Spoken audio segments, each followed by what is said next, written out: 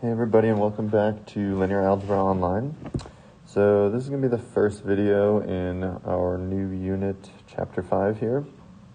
And I just kind of want to explain what the idea is of this new unit. And I'm going to start with these two vectors right here. So these two vectors, right, if I plot them out, 1, 1 right there, and then 1, let's do some colors, 1, 1.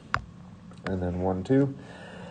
We know that those two vectors could span R2, right? So we could say that the span of the set of x1 here and x2 equals R2, which is good to know.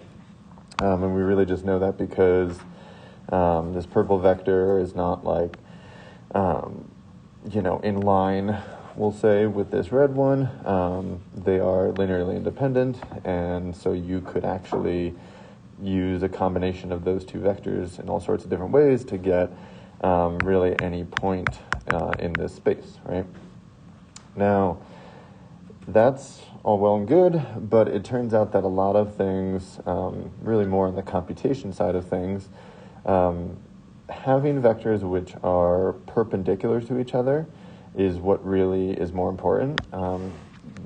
You're used to in Calc 3 having like I hat and j hat, and those two are these are what we call orthogonal basis vectors.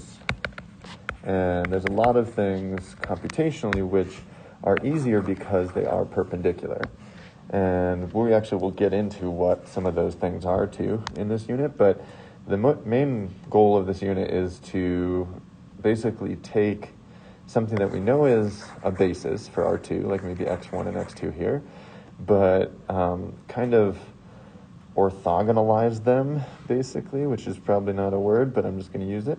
But we can do something where we can make them perpendicular. And in 2D, this really isn't too bad, right? Because we could just do, honestly, like, line 1 perpendicular to line 2, just going back to like Algebra 1, you just sort of flip and negate, right? We know that. So we could have vectors 1, 1. We could keep that one the same, right? x1 here.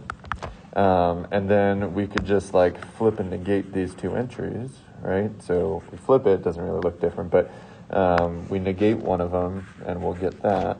And those two vectors are now going to be perpendicular. But if you think about this in higher dimensions, it gets a lot harder. And there's a lot of things in linear algebra where you might have like literally a 50-dimensional space and you need to orthogonalize it, we'll say.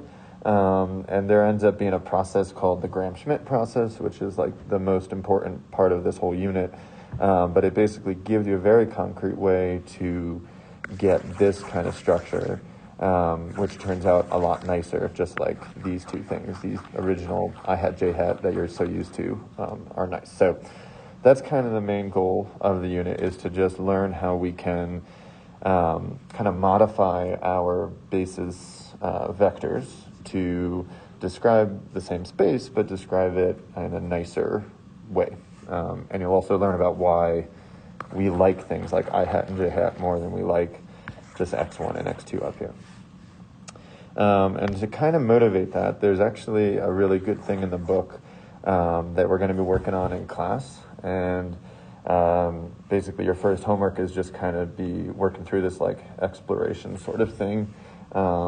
That's just like a few questions where it kind of gets you thinking about this idea of like orthogonal basis vectors. So that's actually going to be it for this video, because in class we'll be working through this thing, and I think that will help motivate why you might want orthogonal basis vectors. So that is going to be it for this very short little video, but that's the idea of this upcoming unit.